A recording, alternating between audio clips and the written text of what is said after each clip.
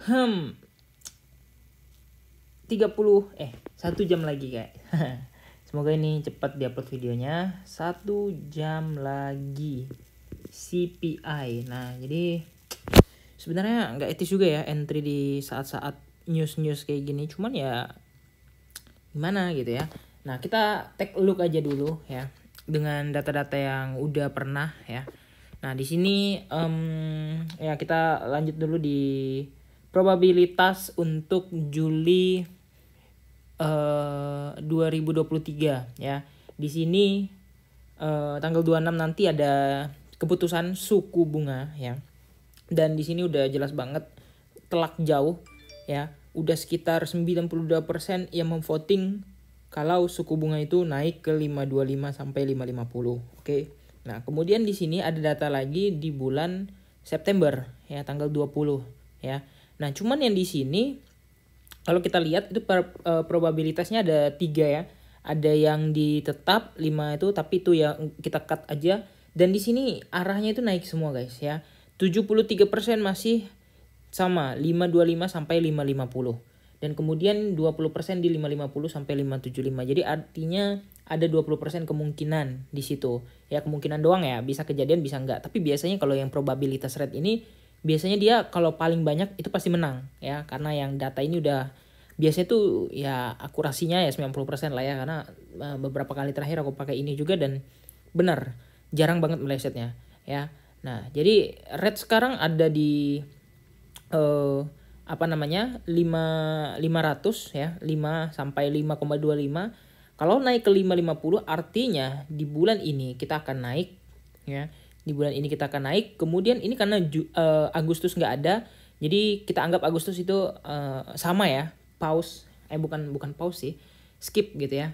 Di Agustus itu skip dan di bulan September itu naik lagi. Jadi artinya bisa kita simpulkan dari 2 bulan ini ketika naik ini bisa jadi momen bearish guys untuk bulan Juli, kemudian di Agustus mungkin akan sideways, dan di bulan September bisa jadi ya, sekali lagi ya, kemungkinan bisa jadi adalah bearish lanjutan kayak gitu ya.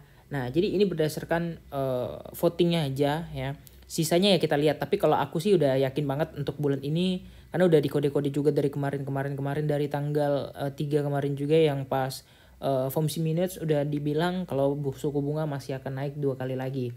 Dan memang katanya sih memang targetnya itu di bulan ini dan di bulan Agustus katanya kemarin. Tapi di Agustus itu nggak ada, jadi di bulan September kayak gitu ya. Nah, kemudian untuk yang CPI, nah selama Februari, Maret, April, Mei, Juni itu kelihatan banget guys kalau CPI hasilnya jauh ya.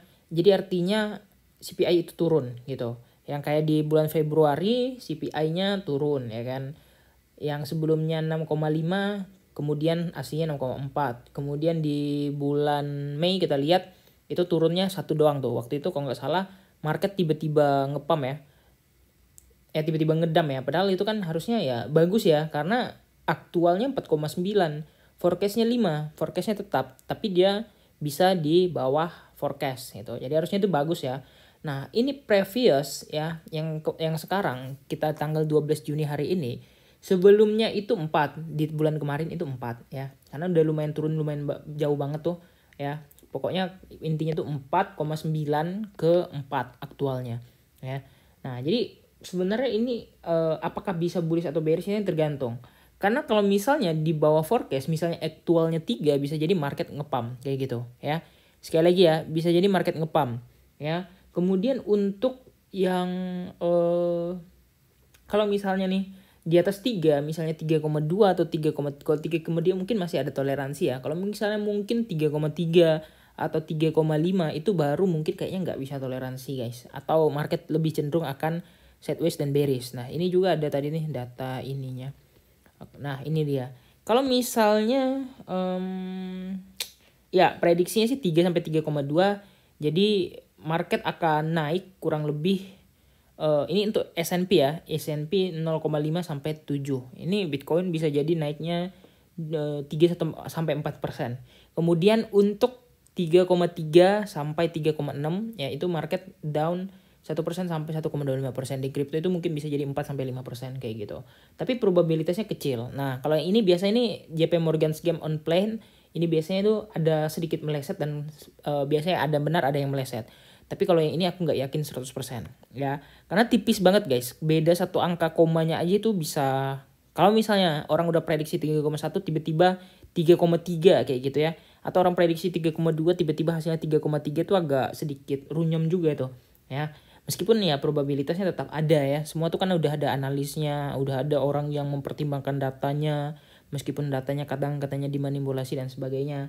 Ya intinya kita lihat aja apakah Bitcoin dikasih turun atau naik dulu atau naik turun dulu ya. Sesuai prediksi yang tadi pagi Bitcoin akan jemput ke area ini ya, dan ternyata benar ya, udah kejemput di week ini dan malah bikin week baru di sini.